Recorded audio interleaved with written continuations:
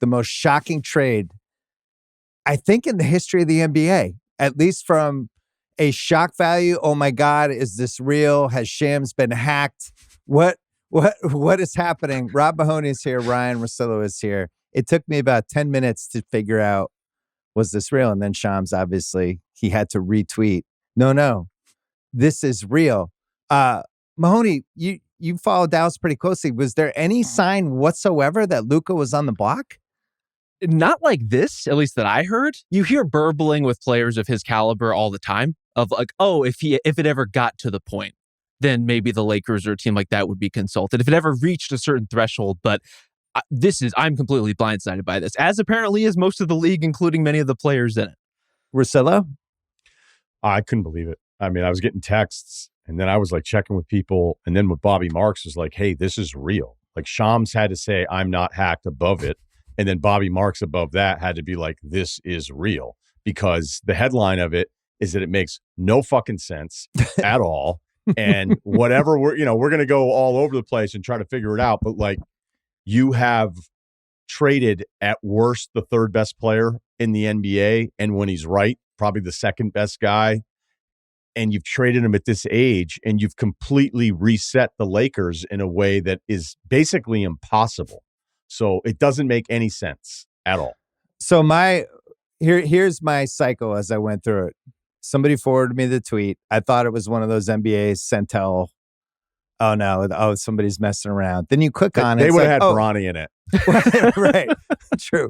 So then you click on it. It's Shams' actual account. Then the next thing is, well, he had to have been hacked, because if you're actually making a trade of Luka Doncic and Anthony Davis, the Lakers would be giving up more stuff. It wouldn't just be the 2029 first, and that's it. I would have been a 2031 first. There would have been pick swaps. And then over the next 10 minutes, it just started to seem like it was real. And that's when I think probably all of us were getting the text. You start going on Twitter. There's confirmation stuff on Twitter. And it's like, I guess that's it. I guess the Lakers just basically hijacked Luka Doncic. Rob, here's this team that over and over again has found ways to reinvent itself over the last 60 years, really.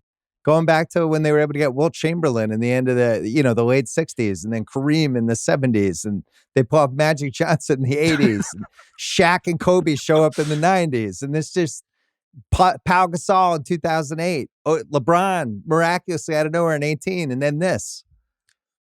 This is almost a totally different level than any of those things. I think just because of the pure shock value, because it is a superstar not even yet in his prime. And we're already starting to see the information filter out from Dallas about why this could have possibly happened.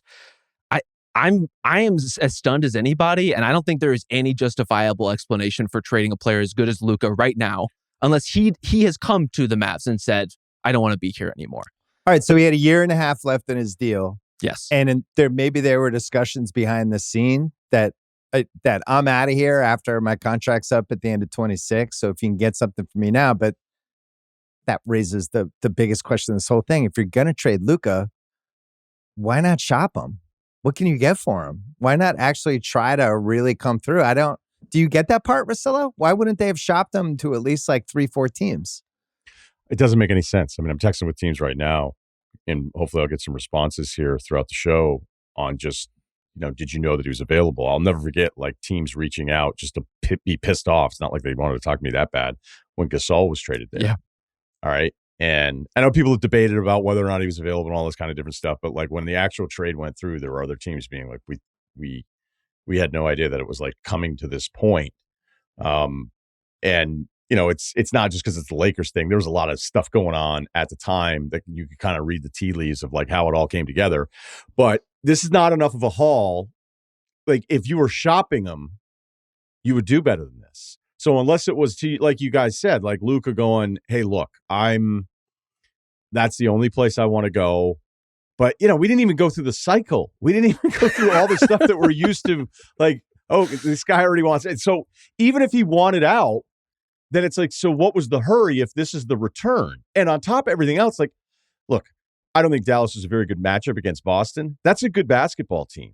And if everybody's healthy and what they've done, and drafting Lively, the Gafford Washington stuff, Kyrie, which by the way, like does the Kyrie alarms start going off here. Like, are we back on the clock for like what he's thinking about next? Because he was finally like basketball happy again here for a year and a half. So yeah, my point would be, okay, so say Luka, because we'll find out more about this stuff. And I wonder if there's like a Dallas hit piece coming, like the old Boston stuff that used to happen with a guy in the Red Sox would go somewhere else. And then it'd be like the old 2 days later Red Sox hit piece. Yeah, the Brian Curtis, now you tell us deal. So I don't know if that's coming, but my overall thing, I'm sorry, I'm going long here. It's just that, okay, fine. If Luka was forcing your hand, why not just play it out this season if you're healthy? The West is not as deep. As good as OKC is, all the depth behind it's not what we thought it would be this summer. You just made the NBA Finals. He's 25 years old. He's 26 in February. You have him under contract the year after that. There's a player option. Like, you would have done better. Like, this deal was not so like, oh, we have to do this right now. We're talking about AD, the 29. What is and it? they got rid of I guess some Kleber, Markieff Morris money. Sure. Okay. I actually thought Max Christie was just having him thrown in there. I'm like, Max Christie's not like nothing. No, he was awesome pretty tonight, good, by the way, yeah. too. Yeah. But so still, I did my give me a break. I did my trade value rankings and I put up the thing on Thursday and I had Luka. A big thing for me was trying to decide whether I should move SGA ahead of Luka, and I didn't feel great about it. But Luka's been hurt. Luka had the year and a half left in his deal, and I was just like, I just think SGA seems like slightly more untradeable to me. But I had Luka 4th, at Davis 11th. Davis is 31, so he's 6 years older. Davis already just got hurt a week ago. He's been up and down the whole time. And I just think these are two different classes of players, as great as Davis is. There's Luka, SGA, Jokic, Giannis, Tatum. And now we're starting to drop a little bit to some other next level of person. You can win the finals with Luka as your best guy if you can put the right people around him. So I guess the questions that we're going to have, Rob, coming out of this are, was the Luka Dallas situation worse than leaked out? Did Luka tell them, I'm going to the Lakers in a year and a half, so just trade me there now. If you trade me anywhere else, I'm still going to go to the Lakers, and we'll tell the team that's about to trade. Was there more gamesmanship behind the scenes, or was this Dallas and the Lakers just stealth going, hey, what about if we did this trade? And like neither side had any idea. I'm already scared of the galaxy braining effect of what is going to happen as a result of this, because it does make you want to believe in a conspiracy theory. The fact that this has been buttoned up clearly to the point that it shocked the entire league, shocked the basketball landscape. I am stunned that it got to this point. Even if you consider the trade value that you just laid out, Bill, none of those other guys are going to be available. None of those other guys are going to be on the market. No. So if you are going to trade Luka, it's going to be for someone in that next class, the Anthony Davis class of player. But you would think there would be more to it than this. You would think that there would be more supplementary pieces involved. And that's where all of this seems to have come together so fast. And I'm with you, Russillo, like the acceleration from whatever instigating event, whether it was Luka coming to the Mavs or otherwise, from there to here, I don't understand why that period of time was fast-tracked to the degree that it was. We still have days left before the deadline. Our friend Mark Stein is reporting Luka Doncic did not request a trade. What are we Mavericks doing? Did this on their own accord. So do you think Luka was just home? Like he was watching Night Agent season 2 and it was like the phone rang. It's Nico Harrison. I have some bad news. We've traded you to the Lakers. Like, I wonder if he was blindsided by this. I just refuse to believe in this league that is so beholden to players and player relationships that a superstar would be blindsided. He had to have had some idea, right, Russillo? I'm so confused by this. No, you would think there had to have been something. What would have motivated them to want to get rid? Like, even if we play out, well, he does get hurt, he doesn't take care of his body, he comes in out of shape. There's all this stuff with him. It's like, dude, okay, fine, and he still might be the second best player in the world. Yeah, right. I actually have like a bit of a line of like Jokic, which I don't think is really obtainable at this point for any other player. And then it kind of goes back and forth between Giannis and Luka. And then I do have SGA 4th. Even with the numbers, I just think that there's a slightly different ceiling with some of those guys. Maybe just because I've seen Luka do it in the playoffs where it's like there's really nothing to do with that guy. Once he just decides he's going to drive and go slow and get you on his hip, it seriously, I've called it like the best look that you'll get in basketball. Like if you just sort it all out and go, I need the best look that I feel just the best about as soon as the guy has the ball in his hands, it's that with his passing and his size. So like, even if, because somebody will do it, like somebody will do the, well, they were worried about how he was going to be later on in his career. You go, okay, worry about that when he's 30 and you have to worry about the extension. Because, right. He's not even in his prime yet by right. NBA standards, which is usually 27, 28.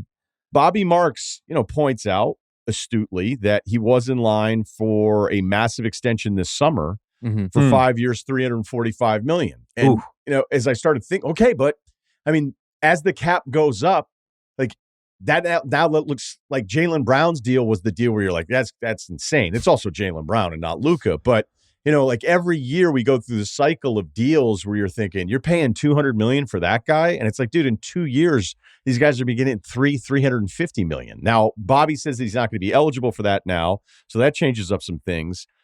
The only thing I was thinking was, I always thought the Cuban ownership thing was really weird.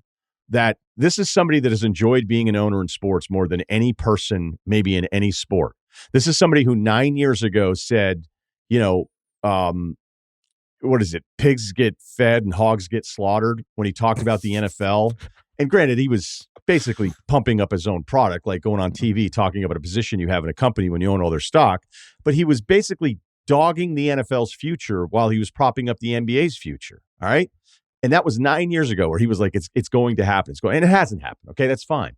But is there anything to this that it was still very, remember too, like, oh yeah, we don't own the team anymore, but we're still going to run it. You're like, oh yeah, right. Because that's what billionaires love to do is buy things and let other people make all these decisions. But I think so you think it was the new owners potentially not wanting to pay the $350? I don't know. I'm so shocked by this, guys, that like it crossed my mind. Could it be any new owner thing but apparently people really think that this group they're not going to screw around with it. So, I don't think you can even buy one of these teams anymore. So 350, I didn't think he was in like the greatest shape this year. Would you agree, Rob? Agree. I wouldn't say he was. Guys, hey, who cares? No, I know. Like, who cares? I'm just trying to figure out from their perspective. They're worried about, hey, what's going on with this dude? He doesn't seem like the light bulb's going off. We're hearing rumors maybe he wants to leave unless we give him the $350 million. Should we do it? With all that said, I'm raising my hand for the people listening. I just would never trade him. Never. I just wouldn't. Like I would trade him for Wemby. I would trade him for Jokic. I would trade him for SGA, and that's it. There's no other player unless I'm also getting like 5-6 first-round picks. And when you think this is a league where Mikal Bridges went for 5 first-rounders, or a couple years ago, KD went for, what was that, 4 first-rounders, 2 swaps, Mikal Bridges, and Cam Johnson. This just isn't enough for Luka. And I think that's why, like David Aldridge tweeted, he's been covering the NBA 37 years. Nothing that happens, deals, free agent signings, coach hiring, fires, rises to the level of, as the great Ben Bradley used to call them, holy shit stories. This is a holy shit trade. I think it's bigger than that. The only thing I can think of... What would that be called? I think it's a holy fucking shit trade. Wow. The only thing I can think of is that night when all hell broke loose and Paul George and Kawhi ended up on the Clippers. But at least then we were on kind of call that week. We knew something was happening. We were waiting to see where Kawhi was going to go. We were trying to figure out where Kawhi's kids were registered for school. Like we there was stuff we were happening. On call. Yeah, we're on call like doctors. This is a Saturday night. The Lakers just played. LeBron looked fantastic against the Knicks. Davis was supposed to come back in a couple days. There was no sign whatsoever, and we all thought Shams got hacked. So since we've all been working together, it's the most shocking NBA trade, but I'd have to go through history. I can't imagine a bigger one. Well, and in that case with Paul George and Kawhi, like Kawhi was on the market. So there were the precursors. There's no market for Luka Doncic. I was under the impression, frankly, with the way the NBA has been operating over the last 5 or 10 years, that a player of this caliber would just never be traded again without a demand or a request of some kind on their part. And if that really is what happened, that this is entirely preemptive by the Mavs. Granted, maybe they are reading the tea leaves about the extension. Maybe they are forecasting and saying, a year and a half from now, we're going to have to deal with this in a way that doesn't look good for us. Every other team in these instances holds on too long and ends up driving down some of the value in a potential trade. The fact that the Mavs jumped the line on that market and still came away with what feels to be such low value for a player of Luka's caliber. Why are you preempting it? Like, why are you getting ahead of yourself and doing something that no other team is willing to do? In part because no other team pretty much has a player as good as Luka. Well, and you're also, now you have this team that's built around Kyrie, who was 2010 draft, 2011 draft. So he's in his early 30s. Davis was 2012 draft. He's 31. So you have this older team that's kind of built to win right now, but it doesn't have the long-term ceiling, I don't think, of what they had before. So Bobby Marks said Luka was in line for a 5 for 345 this summer. He was Supermax eligible being on the same team. That's out the window now because he got traded. So this actually cost him money. Russillo, can we just, I'm still wrapping my head around this. Can we talk about the Dallas piece of this? Does Dallas think this made their team better? I don't understand it. I mean, I'm still reading stuff. Like Shams has another post here that says, quote, the Mavericks approached the Lakers recently and offered Luka Doncic. Sources tell ESPN. Lakers brass met and believe the 25-year-old Doncic has the ability to be the face of the franchise for the next decade while giving Anthony Davis a win-now move in Dallas. The best is like the last sentence, like, hey, say something nice about Anthony Davis on the way out of here. Right. I love the idea that they got the call and then we're like, all right, let's kick around some thoughts. Yeah. You know, how many opposed? You know, they must have thought that they were getting fucked with when that call first happens. But yeah, on the Dallas side, you're right. Well, don't you think if you get that call and you're almost like, am I being pranked? Is my phone tapped? Are they trying to, like, they can't possibly be actually trying to trade Luka Doncic to us? Or what's wrong with them? Like, what happened to Luka that they would even want to trade him in the first place? It's like when Paul Pierce dropped to 10 in the 98 draft and he hit around like pick 6 and all the Celtics were like, what happened? Was he do arrested? We want to take him? Like, why is he dropping? Russillo, how about this? Dave McBenamin just tweeted, LeBron learned of the Davis-Doncic trade after the Knicks game. He was out to dinner with his family. Sources close to James told ESPN he was surprised by the news, is processing it, and had no idea it was in the works, sources said. I actually believe that. Because I think if any of this even came close to leaking out beyond like the immediate people that were involved in it, I think it would have leaked out. That's one of the shocking things about this, is that none of this leaked out. No, I mean, it can happen, but that also, I think, speaks to the speed of what this was. Because if they had reached out, say 2 weeks ago, I think eventually somebody figures it out. I would say though, like if Clutch knew, because granted Davis is their client in this, I don't think that they would have leaked. Like, what would have been the purpose? Like, you wouldn't want anyone to even know about any of this stuff because they would have told LeBron.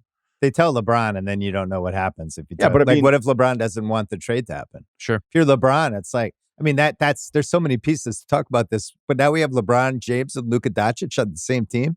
Luka's had the best, 7-year start to a career that any player has had since LeBron. He's been on all the same, and now they're going to be on the same team, which is like that has only happened a couple times in the history of the league, where it's like, hey, Wilt's now going to be on the team with Elgin Baylor or Jerry West.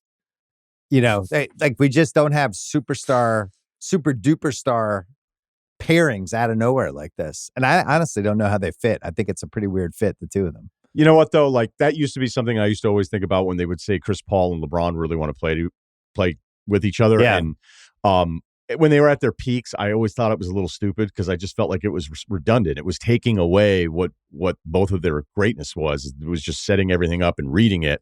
And when they were both in their primes, I'm like, why would they actually? I don't even know that makes a ton of sense. Now, when you watch the Lakers and you think about their best possessions, like, they were so good tonight, man.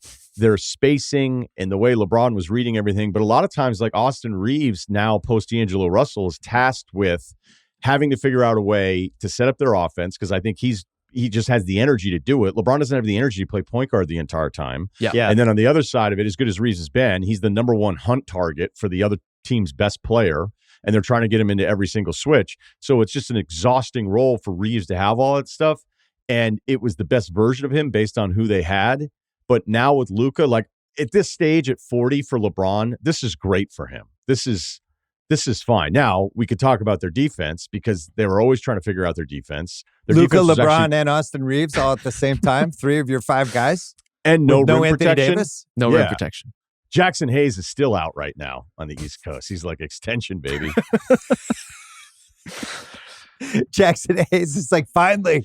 You know what it is though? It kind of, I mean, is it worth going like, immediately, unless there's some more moves? They are kind of a weird team. And the Lakers and ownership are like, fuck it. Who cares? Yeah. Of course they said who cares, because now we have arguably the second best player in the world at 25 years old. No, you do this every time. You just Zero do it. questions asked. But you don't even blink.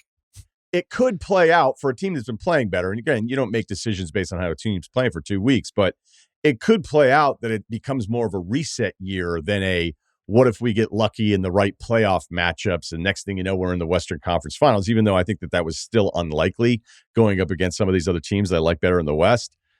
I don't know that we could completely write it off. Because they also might have another trade for some sort of rim protection. Well, they need a big. They need somebody. I'll say this, man. I don't think that's Valanciunas as far as rim protection. God, that's not what you want. No, but maybe it's like a Robert Williams. Well, I don't know if he would be able to stay in the court, but it's that kind of level, like the $10 to $11 million center who can stay near the rim. I'll say this. This team would, it's breaking my brain thinking about it, but LeBron, the way he's looked tonight in a couple of the games recently, where he's really, really, really, really good and efficient in some of the choices he's making and the way they were spreading the floor for him. Like, he was just annihilated the Knicks tonight. And then you think about that with Luka and those guys spread out, playing off each other with the offense spread. Like, it's not nothing, Rob. I'm looking at the Laker odds right now on FanDuel. They have the 6th best odds now to win the title at 21-1. So people are wagering on this, Rob. They still need a lot of work in terms of that front court. Just as we said, playable bodies. The Christian Coloco, Jackson Hayes thing, that's not going to get it done. These are small potatoes problems in the scope of when you bring in Luka Doncic. Ultimately, having 2 supercomputers on the court is just going to give the Lakers something that literally no other team in the league has. And the selective deployment of LeBron that we've been talking about, where he can now pick his spots at a level that he's never been able to before. And he was someone who played with prime Dwayne Wade. And so that in itself puts them in such a unique space that is frankly unquantifiable in terms of what the title race is. I will rule nothing out at this point. Like, Lakers exceptionalism clearly is a thing that exists. And we need to acknowledge that they can move the pieces around the board in ways that no other team can. There are big markets. Dallas is one of the biggest markets in the league. There are massive markets that operate in their own ways. And then there's the Lakers in their own zone of existence, making shit like this happen on a regular basis. From a hunting the weak link on the other team standpoint, this is kind of a nightmare now with Luka and LeBron, if they can actually figure it out how to kind of balance that. And there's always going to be somebody who are like, oh, that's who you're going to have on him? Oh, cool. And if they can figure that, they still need some rim protection. Russillo. Yeah, but we all know, like, we don't even need to say it, but maybe we'll just say it one more time. Like, I think the point is even if they feel like they can't fix themselves, none of it matters. You still do it. Right. Yeah. So, Russillo, here's the question for you. What else would you have thrown into this trade from the Lakers side before you said yes if you were Dallas? The trade they already made, if you were the Dallas GM, what more would you have had to get? Nothing. There would not have been a trade. I would have gone to a different team. I would have asked for all their picks. I would have said, San Antonio, you're going to give me all your picks. I'm even going to make up some shit. And I'm getting Castle and I'm getting Vassell, and I'm getting at least one really good young player that profiles to be a difference maker, which still, like, sometimes we fall in love with these guys so much that you're like, you can go back. It's kind of like the J.J. Hickson, Amari Stoudemire thing. Granted, Amari ended up being hurt a little bit, but it's like, he'd love to have Amari, but we can't put J.J. Hickson in the deal. And, it just happens time and time again. And I'll admit, even like right now, when I think about the Fox Castle stuff, I'll be like, oh man, Castle, there's something to him. But then, that's where you can start making some mistakes. So as far as like, what would the Lakers need to keep adding for me to say yes? If the core of this is Anthony Davis, who last year was fantastic. All right. But it was the first all-star team he had made in 3 years. He played 76 games. Before that, he'd played 56, 40, 36, 62, and 56. So it was his first 70-game season since 2018. And as much as we love what he is, and he's already got the ring, and he was so good last year. You're like, I'm trading for him. I'm trading for Anthony Davis. So if Anthony Davis is the main piece I'm getting back, because I guess they can argue, hey, we're just different, but now we're competing and Luka wasn't even playing and we get some bad news and it might take another month and things were getting a little weird. Okay, fine. So I guess you're not resetting it the way we would normally expect a franchise and roster to have to reset on moving on from somebody like this. But it's what's more likely? Davis just ages really well the next 4 years? No, I feel like we're at the tail end of the prime with him. Yeah, for me, like if somebody tasked us not knowing this trade was going to happen, make up a Dallas Lakers trade. Yeah. Reeves would have to be in it. It would have to be Davis and Reeves. Or Dalton. I would assume he's Davis untouchable. Don Connect untouchable. The 29 pick and the 31 pick. I would have wanted swaps in 28 and 30. I'm sticking you with the worst contract I have on my team. You're taking that too. Like it's the Vando deal. No, it's the Vando deal. Right. Now, I'd have to have all the math in front of me here once Davis and the other stuff is included, then maybe it doesn't work or whatever. But like Vando's, every 5 minutes, I still can't believe it happened. So Windhorst, I guess, was on ESPN saying that the clip notes are the Lakers were the only offer that Dallas had in their pocket. He didn't think Dallas could get all they could get from LA and that Dallas was hesitant to offer Luka the Supermax this summer. I have no idea why Dallas was hesitant to offer Luka the Supermax this summer unless even if they had some sort of crazy insights to his terrible diet habits, some sort of physical issues that maybe they're only aware of, I still would offer him the Supermax. He's Luka Doncic. He made the finals last year. No doubt. So I he could have been smoking cigarettes, Bill. He could have been smoking cigarettes, bring the ball up the fucking court, and I would still be like, when can we sign you to the Supermax? Yeah. By the way, I've heard from multiple teams that I sent text to in the beginning of this thing. Not one team even thought, they were like completely shocked, totally off the radar. People did not know that he was even available. No. So this is Pau Gasol. I'm not right. This is Pau Gasol, the sequel. Teams. But it's like the Den of Thieves sequel where the budget is way bigger. It's like this is not little indie high school anymore. Gladiator 2? Yeah, this is a big budget.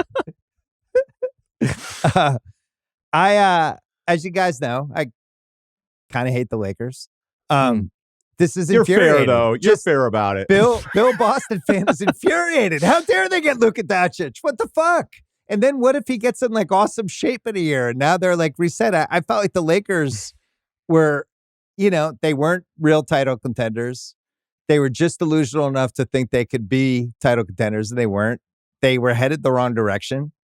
And now this is saved them because Dallas didn't feel like Luka Doncic was worth $340 million over 5 years in a league where everybody is getting $300 million for 5 years now.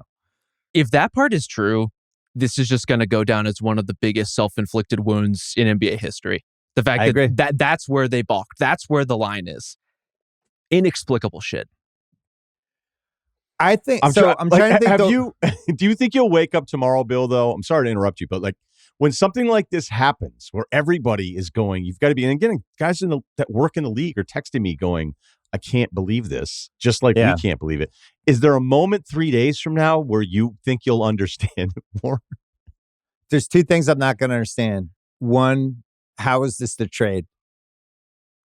I'm just going to trust my blink reaction to reading it and thinking it was Shams getting hacked because the trade seemed so lopsided. I just couldn't. I was like, they fucked that up when they hacked Shams. That's one. And then two, how do you not chop them? You have this incredible asset. You have an open house for the best house in your neighborhood, and the first person walks in and makes you an offer. Like, done. Cancel everyone else who came in. I'm done. Wait, I think we can get more. Nope. That was the first offer. We got it. I just don't understand that. It's just bad business. But he's not even the house. He's the neighborhood. Like, right. This isn't an asset. Like, this is not a tradable player. No, it's not. Unless it's for Jokic or Wembanyama or SGA. Even then, you would have to really think about it. That's how good Luka is. So I guess Tatum's more untradeable than Luka, Russillo. It's one of my lessons tonight. I don't think the Celtics do this trade. Big win for the Celts. Oh, man. So everyone you're hearing from is like, we had no idea he was available. Again, I'm not talking to 29 teams here. I'm not that cool to get 29 texts back, or I guess I would ask for 28 texts back. But yeah, multiple teams. What do we got? Another Tim McMahon. We missed this one. The Mavs had major concerns about moving forward with Luka Doncic due to his constant conditioning issues and looming commitment of another Supermax contract extension. So we're going to get the now they tell a story Monday about the war behind the scenes to keep Luka in shape, that whole thing. Yeah, but we all knew this stuff. Yeah. Like, and none of it mattered, and they still made the finals. In the Western Conference Finals 2 years before that. So if you're going to say, like, hey, if he were 32 and available for whatever the most it was, and you're trading for 31-year-old AD, and, you know, it's run its course, and he's been there a decade plus, okay, fine. All right, so say all of it, because you're right. It's all going to happen. What's the problem with shopping him?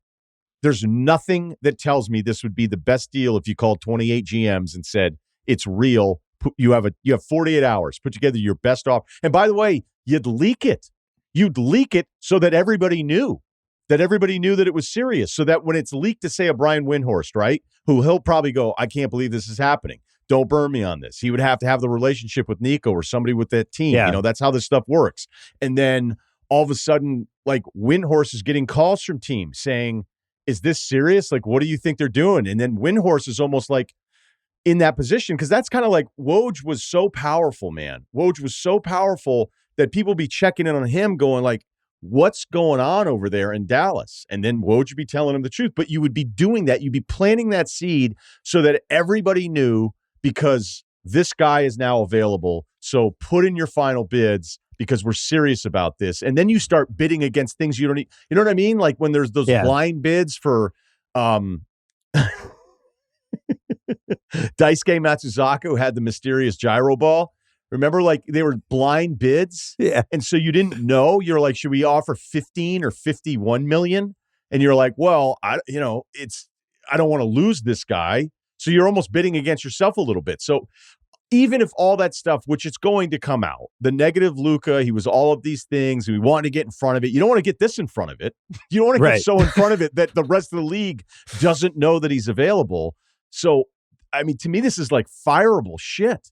And that's why I wonder, like, did ownership get involved in some level? But from what I've heard, it wouldn't make sense. Like, who's buying a team now that's scared off from a Supermax, especially when it's somebody like this?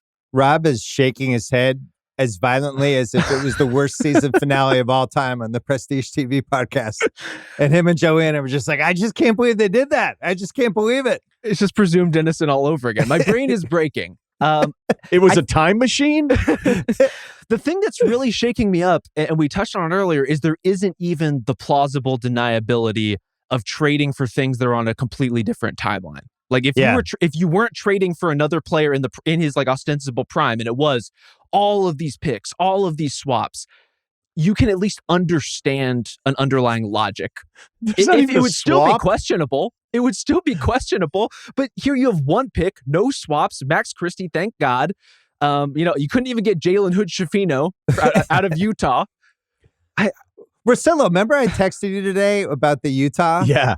And I was like, this set, but so Utah made that weird trade today where they took PJ Tucker's contract and they got the Clippers money under the tax, and the Clippers, and it was like, man, this is a weird trade. And I texted Russillo and I said, my shit detector's going off. You do this kind of trade when there's another trade coming. And we were like, oh, I wonder if it's going to be John Collins and PJ Tucker for Brandon Ingram. Not realizing it was going to be Luka fucking Doncic as the third team. But so I'm trying to think, like, if they had offered him to San Antonio and the three of us were running San Antonio. Yeah. We would have a 2-hour meeting and we would basically say, all right, how much, like, we could basically give up every single asset we have. And if we just end up with Luka and Wemby, we're probably good. So if do they want Castle, Vassell, 7 first-round picks? Like, yeah, let's do it. They want us to take a bad contract. Like, whatever I had to do to just get Luka and Wemby on the same team, I would have done it. And the Lakers basically got it. It feels like 40 cents on the dollar. 41 cents on the dollar, Russillo? I just 41 and a half, like 42. What do we not understand? What do we not understand about this? Dallas is now under the luxury tax. Cool. So that happened. Congrats. According to Bobby Marks, they're 628,000 under the luxury tax. What would you, Rob? You know some Dallas fans. They're not doing well, by the way. Yeah, not I was going to say, what I don't even know. What would you say to a Dallas fan who thought Luka was going to be in their life for the next 15 years?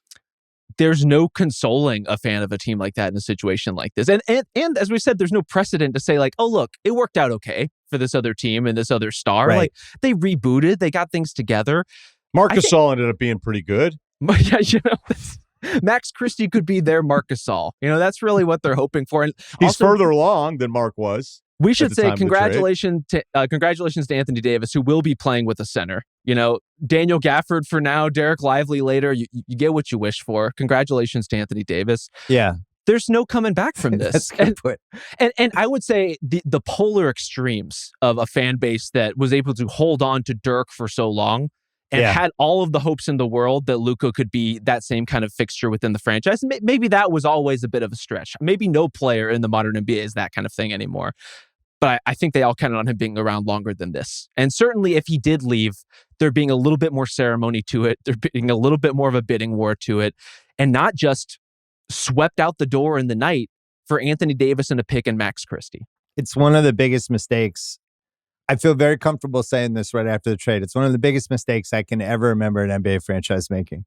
How is there not a swap? Yeah. How are there no swap? Every trade now, it's like, oh, and by the way, we get 2 swaps. We have and 7 swaps and 14 second-round picks. Yeah, there are swaps. There was a swap in a Houston deal where I was like, that's such a stupid swap.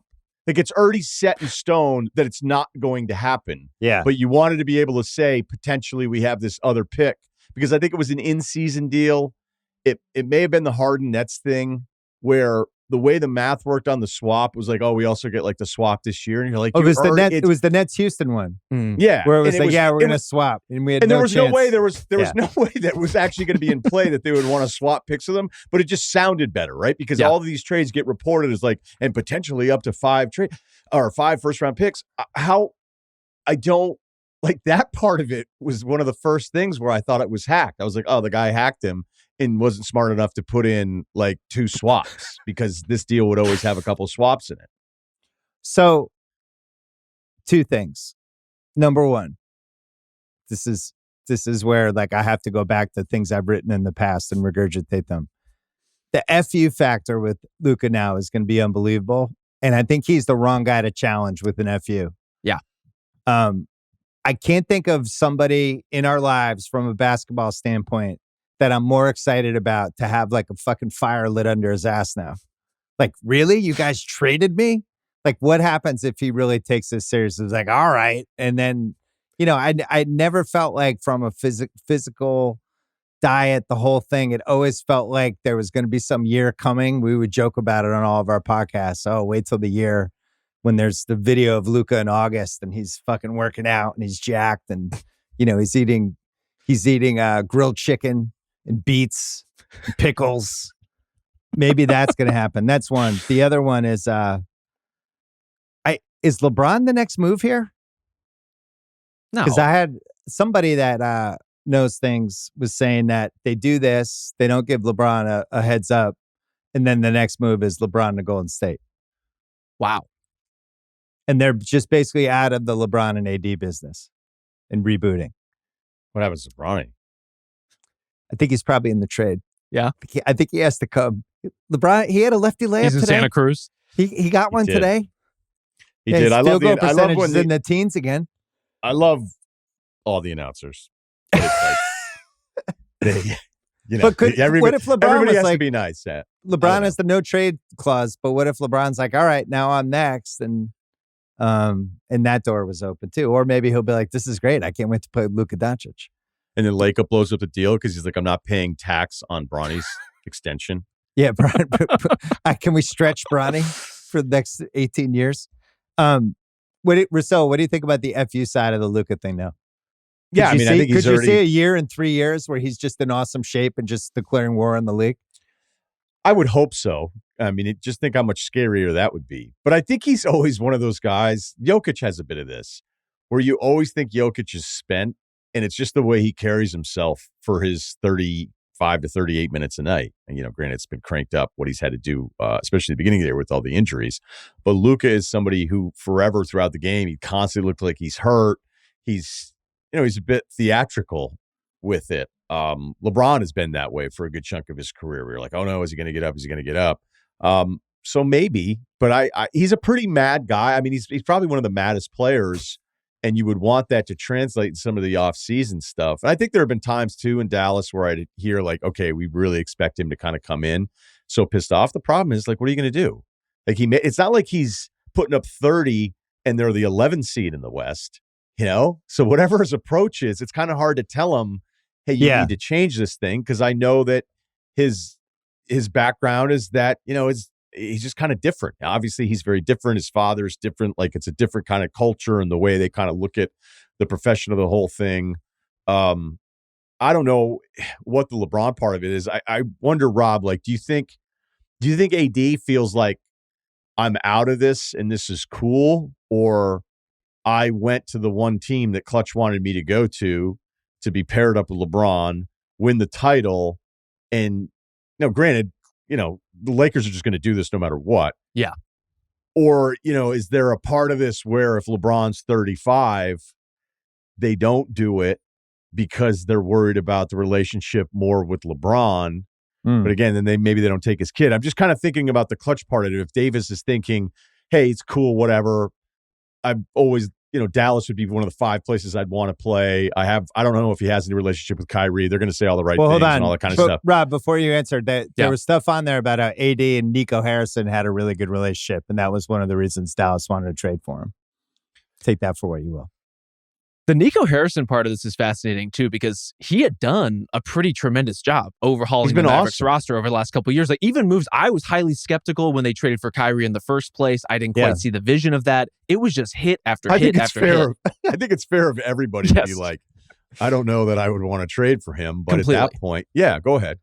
And at this point, if you are AD, I agree that if you're a player of his stature at his position that plays the way he does, if you look around the league, Dallas is a pretty good spot for AD to land. And the compliment of being the return for Luka Doncic is a pretty strong endorsement of your game in and of itself. What's a little confusing to me as we kind of juxtapose all of the pieces in this deal, not only are the Mavs getting AD, they're getting this 2029 pick, but we just said that Luka Doncic is not only this level of playmaker, but this level of fuck you competitor. You're betting that a Luka Doncic Lakers team isn't going to be that good in 2029? I think they're going to be pretty fucking good. Yeah, that's a good point. Yeah, you would almost want the 2031 pick over the 29 pick. Or just get fucking both of them, because you traded for Luka Doncic. Give me both picks. What picks do you have? I'm going to take all the remaining picks you have. I'm getting a slew of texts, and they're now moving as we're like 40 minutes after the trade, 45 minutes. 2 camps are now emerging. This league fixed it for the Lakers. This is fucking bullshit. You've got to investigate this. I'm getting those texts. Are you doing that monologue on Tuesday's pod? I want to research it more and maybe talk to some lawyers. And then there's some Clutch and AD and LeBron pushed the Lakers too far, and they finally said, fuck it. We've had it. And that was why they didn't give them a heads up, any of that stuff. I actually believe that, because I think when there was those stories last week about, what was it, a week or 2 weeks ago, about we need some help. We've got to improve the roster. I was when they did that, I was like, are you guys fucking serious? We're doing this again? You're doing the we've got to improve the roster passive aggressive thing. Your roster is actually pretty good. So I wonder if maybe they're just trying to get out of this business completely. Yeah. And plus, they traded for Luka Doncic, so of course they're doing that. So they trade for Luka Doncic, and the Lakers get to be the little guy standing up to big bad Clutch. Yeah, the little $7 billion team standing up to the $15 billion agency. Yeah, by the way, 6 months after they drafted his son and gave him a 2-year, $100 million extension. Right. And so, like, wow, you guys really told them. You did it, guys. I knew they could. If we want to compliment them, do you think Pelinka at some point, like Nico was like, I need 2 first, and Pelinka had the balls to go, nah, I'll give you good. 1. He's like, what about a 20-30 swap? He's like, nope, my offer's my offer. My shitty offer stands. Right, because the story about when the Celtics did that Nets deal, when it was all of their picks, like it was like a real Christopher Columbus type moment with one of those trades. And I remember I was in Brooklyn for the draft because I was doing the draft for ESPN, and I remember how confused I was at first. I was like, so they get this pick, but then they have the right to do this. And the story goes that they were like, hey, it's Prokhorov. Just keep asking. Right. Like they'd agree. And then that's it's like, how they got the back. 17 swap. That's how they got the Tatum pick. Like the last second, they were like, hey, we want that too. And he's like, oh, that's fine. That sounds good. I will give you that. Some good Prokhorov right there. Thank you. I've been working on my Prokhorov. I knew it was going to come in handy. Yeah. So Dallas, Nico Harrison really values the center position, apparently. Values conditioning and doesn't value picks in the 2030s. That's what we've learned. I'm just trying to think of how it would have hit me if someone would have told me a week ago Rob Pelinka is going to win Executive of the Year and what it would take to get us to that point. But I think it just happened. I think it just happened. There's one other. Oh, Tim McMahon reporting that Luka was pushing 270 pounds. I don't care. Like, I don't give a shit. Matter. 370. Yeah. Russillo, can we talk about Hood Schifino's fit with the Jazz? How do you see him playing off of John Collins and some of their bigs? How are he and Sensabaugh going to play together? Yeah. I just don't want my guy Will Hardy to retire this year if there's another on-ball dominant dude while Markkanen's standing off to the side. Just being sad. Like the number of times, I like Keontae George, but the number of times I'll see him dribble in and then not get the angle and then be like, all right, let me just reset this. Like Trae Young watches that film. It's like, dude, you got to move the ball a little bit. Right. He'll go in. I think granted, it doesn't happen all the time anyway. Nobody wants a Jazz breakdown out of this point. I think you wait your whole life to have a player like this. A franchise waits. I agree. You hope to have, there's some teams that are spoiled. Your team, Bill, the Lakers are spoiled. Chicago certainly had that one guy. I'm not saying Luka's MJ or any of that kind of stuff. And LeBron's had some different stops as a more modern version of what we're used to in the NBA. But you hope, as an owner or a city, you get somebody that makes you think anything is possible if you have the right pieces around like him. what happened last year. Yep. Yeah. Right. And, the fact that he turns 26. Yeah, you're talking about somebody who has a chance to go down as one of the 15 best players of all time. We haven't seen anything yet that would make me think that's not still in play. And he's hit every sort of statistical benchmark you'd want. He's made the finals already, which is a huge piece of when you're talking about the greatest guys ever. Did they actually have a moment where they got to the big stage pretty early in their career? He did that. We know that players peak 26, 27, 28.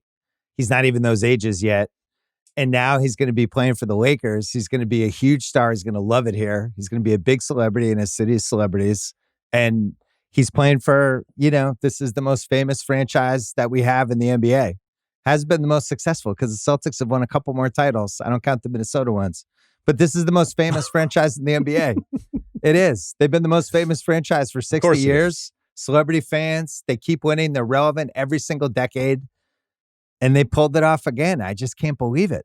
How many is this? So it's Wilt, it's Kareem, it's Shaq, it's LeBron, it's Luka. Am I missing anybody that's kind of Will, that Kareem? Mount Well, and they luck out with the Magic trade. Yeah. That was ridiculous. But right, yeah, it's Shaq, a trade. But I'm saying Gasol, yeah, Kobe. But like 12 teams passed on Kobe. But then especially like I'm talking about like player acquisition.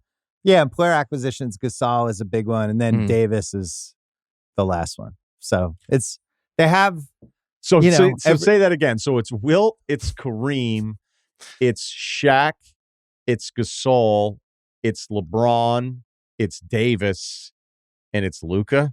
Yeah, just players they didn't draft that who just showed up into their franchise. Yeah, because people love living in Los Angeles, including me and Russillo. All right, no one traded for me. So, just one. The only thing we didn't really cover is a Lakers team that will have Rui Hachimura, LeBron James. We think, unless he's the next piece of this, Austin Reeves, Jackson Hayes, Finney Smith, Vanderbilt, Gabe Vincent, Connect, and Luka when he comes back. And I assume they'll trade for some sort of big Rob. Yeah. And I think I don't want to see that team in a playoff series. Sorry, I don't. I don't care who is on Luka's team. I wouldn't want to play against him in a playoff series. And this is part of this formula too, is not only is Luka one of the best players in the world, he's uniquely capable of lifting up minimum salary guys, mid salary guys, all the players that are going to be essential in a apron luxury tax era. He's the player that makes those pieces work, that makes a Christian Koloko viable, right? That will make Jackson Hayes viable, that will allow you to find he broadens the range of the supporting talent you can put around him to make it make sense. And so, yeah, if it is LeBron and Luka and Rui and Austin Reeves and whoever you can buttress around that, it's going to be competitive. It's going to be formidable because Luka Doncic is a part of it. And it's, I would say, one of the biggest gambles in the history of the league. The Mavericks, who basically seemed like they just wanted to get out of the Luka Doncic business, which was frightening enough, a decision to make. But then on top of it, to not shop him. I think it's going to be something that if it works out the way I think the three of us might think it's going to work out, that we'll be talking about for the rest of the time we talk about basketball. It's like, remember when the Mavericks did that? Remember when they just didn't shop Luka at all? They traded him for 28 cents of the dollar. It's an amazing trade. I think we hit everything. Anything else, Russillo? Yeah, I just want to follow up Rob's point, though, a little bit on like what's possible around it, long term, and how he raises your floor so much. I always think there's these conference finals runs with teams that are really fluky, can actually cause more damage to the team in believing there's something that they're not. And maybe a couple of years ago, you could have made that case for Dallas, but they turned the team over. They're better. They make it to the NBA Finals. And we know it's primarily because of Luka. But if you look at like that team that played against the Warriors and lost in 5 games a couple of years ago, like look at the shot attempts. Luka took 118. Here are the next shot attempt leaders. Jalen Brunson, who was not even close to like, I can't even say half formed, like not even fully formed Jalen Brunson, Dinwiddie, Dorian Finney-Smith, Reggie Bullock, Maxi Kleba, Bertans. Like those are the guys taking shots against the Warriors.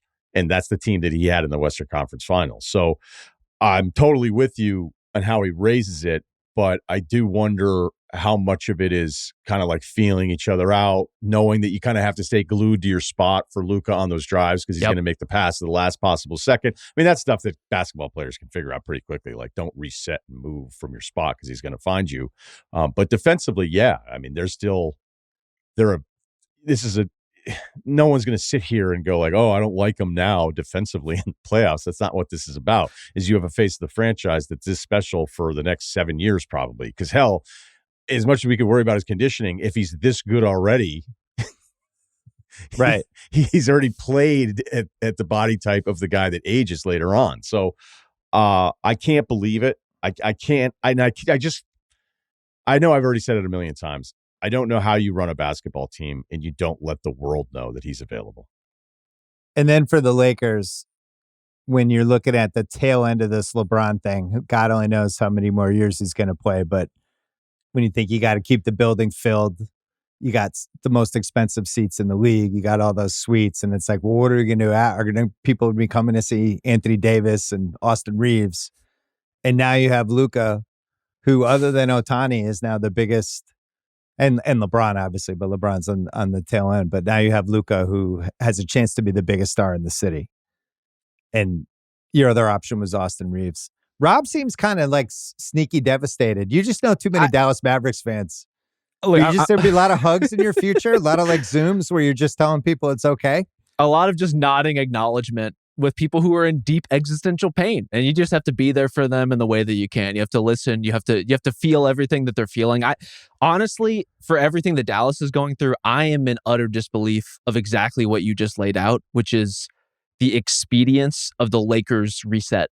I had taken it into account that whenever the LeBron era or the AD era or the combined era coasted out, it would take a couple years at least before they could find their next Shaq, their next Kareem. Or we maybe know they're never going to do it. Yeah, maybe this would be the one time where it would actually take a significant window before the next superstar walked in the door.